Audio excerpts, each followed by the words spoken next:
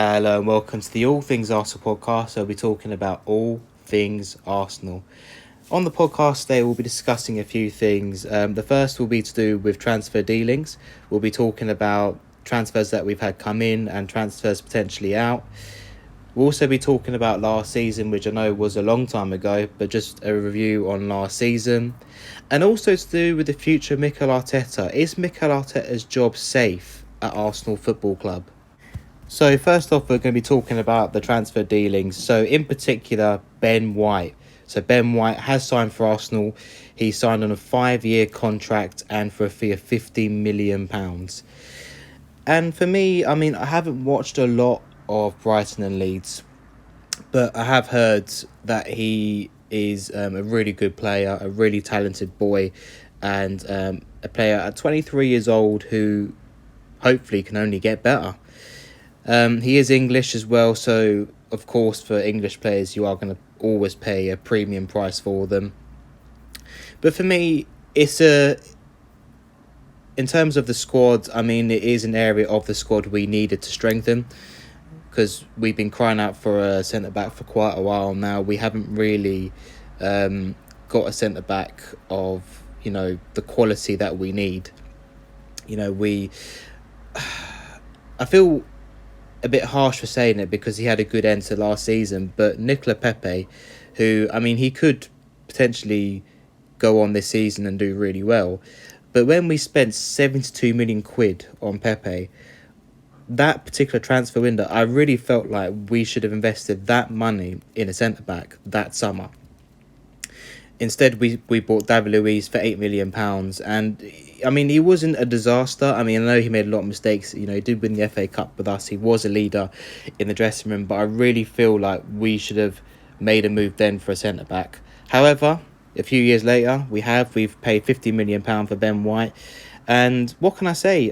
Look, he looks like a good player, and I think he is gonna really strengthen us in defence and stabilise the defence, because we have leaked a lot of goals there in recent times. Although saying that, we did have the third best defence last season, but I just feel like in terms of playing out from the back, we did get caught out quite a few times playing out from the back last season, and most noticeably recently we had a friendly against Watford.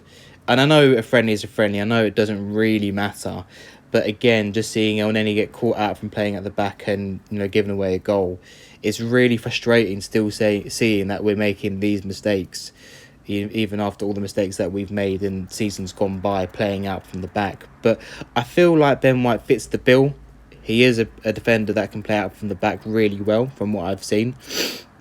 And I think overall, you'd have to say it's a good signing. And in particular, he is quite versatile. He's quite a versatile player, so he can play centre-back, right-back, I believe, defensive midfield.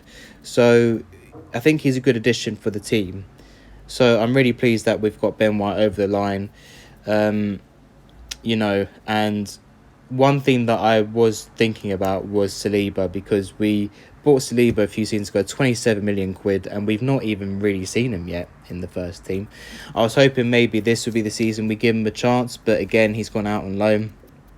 What really frustrates me about the loan deal is the fact that we've let him go out on loan again to a Ligue 1 team in France, Marseille, and I wouldn't have minded so much if he'd gone out on loan to a Premier League side. If he went to Newcastle, for example, at least then he's getting Premier League experience. But he's going to Marseille again. He's going back to France again, I should say. And what's that going to do for him? Realistically, what is that going to do for him? The French League and the English League are two completely different leagues. And, the English League is more demanding, it's more physical.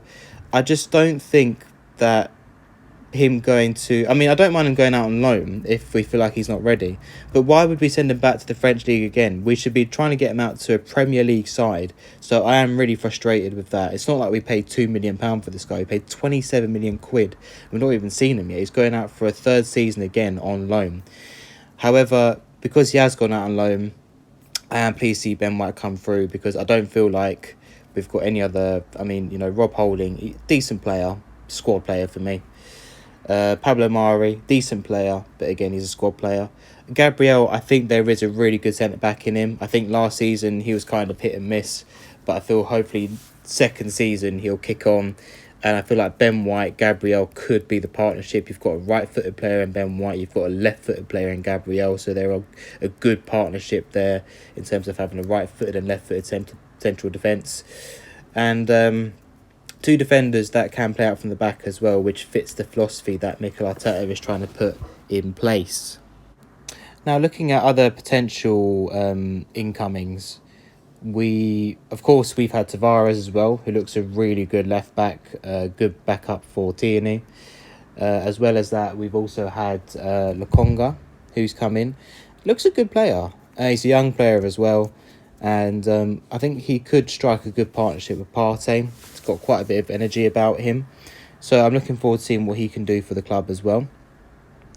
And looking into potential incomings, we've got potentially Odegaard might rejoin us on loan, then permanently. And then also we're looking at Maddison. We've already made a bid for him for £51 million, which was rejected by Leicester City. They're looking more in the region of £60 to £70 million. So I think for me, we saw Odegaard last season. We saw him in the second half of the season. And he's got some really good quality. And, it was evident to see how creative he was, what he brought to the side. And particularly against West Ham away in the second half, where he just ran riot against West Ham. So he's clearly got quality. But for me, I feel that he was very in and out. He was kind of playing really well one week. Next week didn't really turn up. Whereas with Maddison, I mean, you're going to pay a premium for Maddison. You're probably going to pay double the price for Maddison. Maddison, for me, would be a good signing. I don't know really who I would prefer at the two. I think they both got really good quality. But it's difficult to say. I mean, the one thing that does concern me is that Maddison, he wasn't really anywhere near the England side. I don't know if he's, regularly playing for Leicester either. So, it's difficult to say whether Odegaard or Maddison would be a better signing, because realistically, we're only going to sign one of those players. We don't need both of them, because we've got Smith Rowe, who's signed a new long-term contract at the club.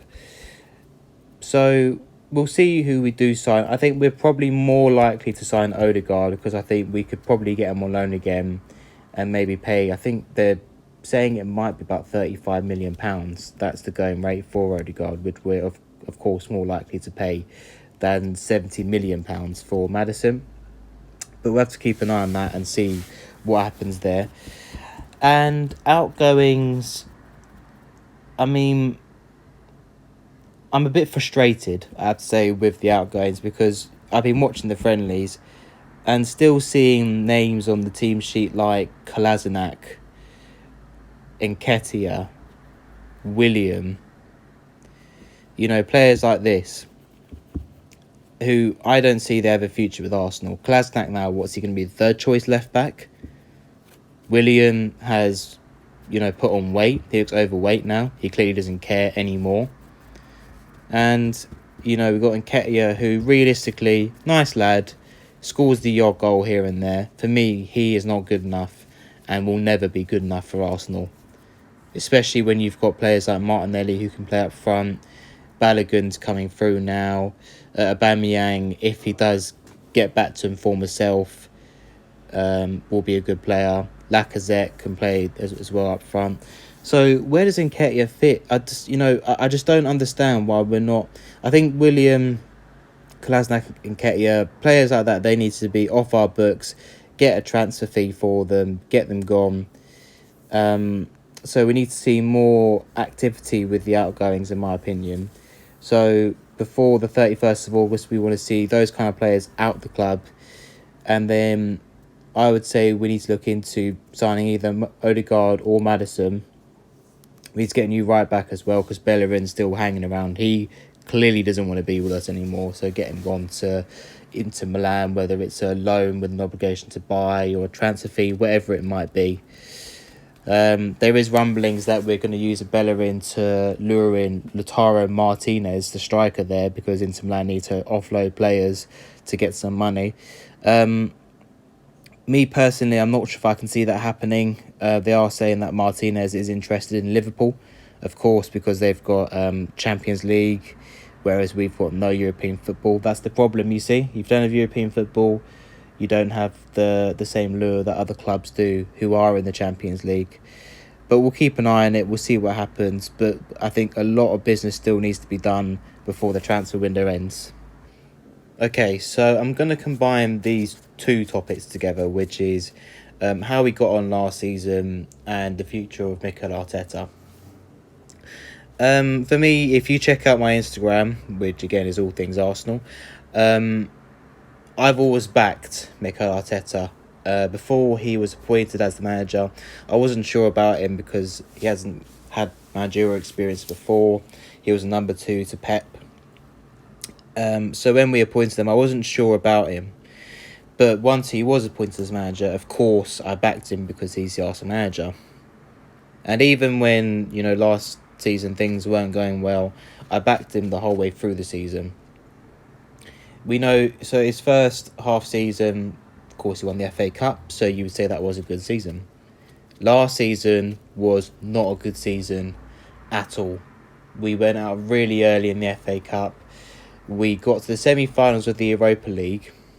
So we were competitive in the Europa League, but given the circumstances of how we went out the Europa League was really poor. And for me, that was where it kind of almost not defined Mikel Arteta, but it was a big moment for him in terms of if he got that semi-final right and got us to the final, who knows what might have happened.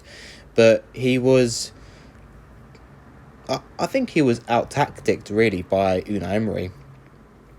I think Emery got his tactics spot on, and Arteta, particularly for the first leg at Villarreal, I don't know what he was doing, playing a false 9 when we've never played that tactic before. So it didn't really make sense to me. He got his tactics completely wrong at the Villarreal game, and then where we really need to go out and get a goal at the Emirates, because bear in mind we only needed to win 1-0, that would have been enough for us to get to the final. He doesn't. That the team doesn't go for it. It's like we're the ones that were trailing. Had the lead. I didn't understand our approach to either of those legs, and he got it really badly wrong in the Europa League. Really badly wrong, and I can't defend that. I cannot defend it. And the Premier League season, well, it was shocking, Finished 8th, outside the European places, and for me, everything that went wrong in that season was that 12-game period after the first 2 games. Because the first 2 game season we had Fulham away, beat them 3-0, and then we beat West Ham at home 2-1. And then everything went wrong in the next 12 games, the 12 league games, where we won 2, drew 2, lost 8. 8 games. You cannot lose 8 games out of 12 games in a season when you're going for European football. It just cannot happen. And it did happen. And it was poor. And I think at that point, he was losing the dressing room. I think there were certain individuals, we all know who they are, that were kicking up a stink in the dressing room. Probably the atmosphere was down. The team morale was down. So I think that affected Arteta. But he got through it. He put Smith Rowe in on Boxing Day, and then things got better from there on.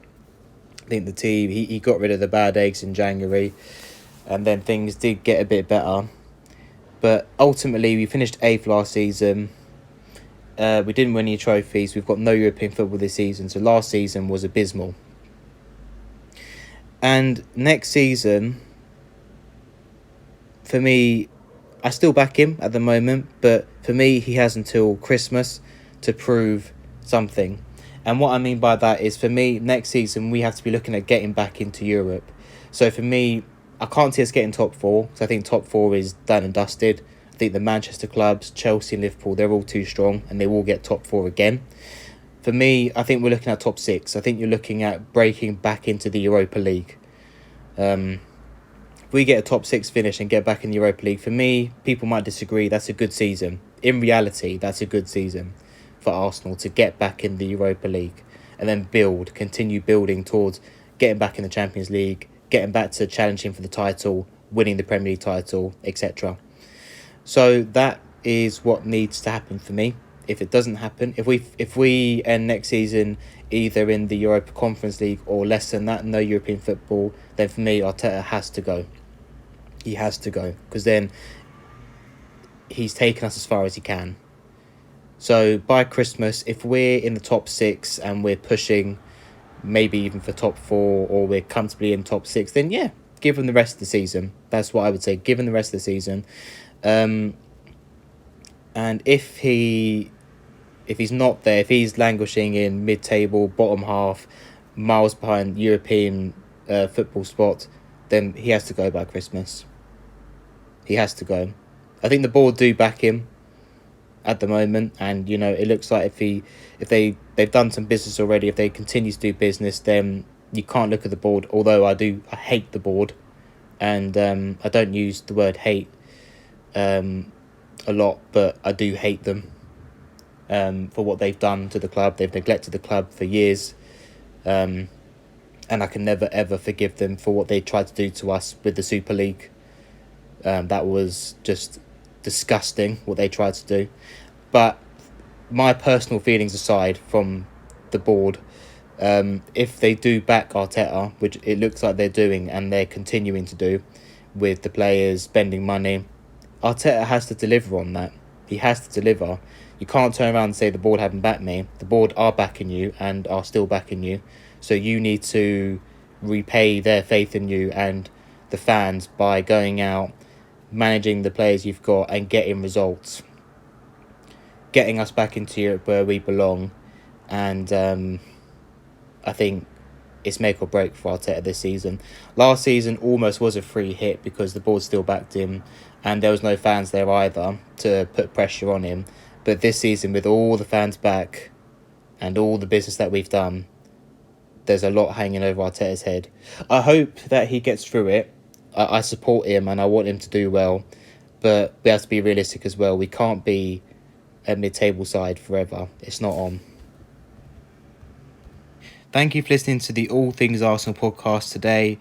This is my very first YouTube video that I'll be releasing.